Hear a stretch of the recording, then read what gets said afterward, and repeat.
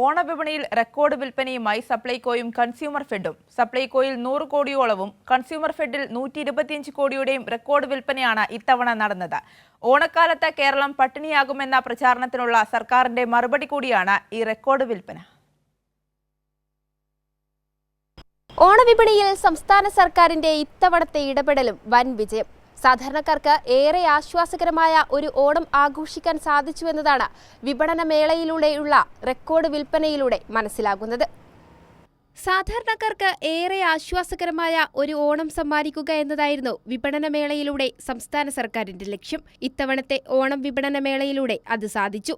സർക്കാരിന്റെ സപ്ലൈകോ വഴിയും consumer fed വഴിയും ഇത്തവണ റെക്കോർഡ് വിൽപ്പനയാണ് നടന്നത്. 9 ദിവസത്തെ ഓണം മേളകളിൽ മാത്രം സപ്ലൈകോയിലൂടെ 100 കോടിയോളം വിൽപ്പന നടന്നു. ഉത്രാടത്തിന്റെ തലേദിവസം മാത്രം 16 കോടിയുടെ വിൽപ്പനയും ആദ്യമായാണ്.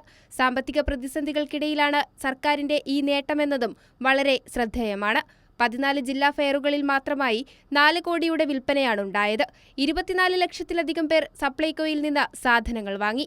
അർഹതപ്പെട്ടവർക്ക് സൗജന്യ ഓണക്കിറ്റ് ലഭ്യമാക്കി. ഒപ്പം 52 ലക്ഷം കുടുംബങ്ങൾക്ക് 10 കിലോ ചെമ്പാവരി അധികം നൽകി. 50 രൂപയിലധികം വില വരുന്ന ചെമ്പാവരി 10 രൂപ നിരക്കിൽ നൽകാൻ കഴിഞ്ഞതും ഭക്ഷ്യവകുപ്പിന് അഭിമാനകരമായ നേട്ടമായി. കൺസ്യൂമർ ഫെഡിൽ മാത്രം 125 കോടിയുടെ വിൽപ്പനയാണ് നടന്നത്. സഹകരണ സംഘങ്ങൾ നടത്തിയ 1500 ഓണച്ചന്തകളിലൂടെയും 175 ത്രിവേണി സൂപ്പർ മാർക്കറ്റുകളിലൂടെയുമാണ് ഈ നേട്ടം. 60 കോടി രൂപയുടെ സബ്സിഡി, 65 കോടി രൂപയുടെ സബ്സിഡി ഇതര സാധനങ്ങളും ഒരാഴ്ചക്കകമാണ് വിറ്റുതീർന്നത്.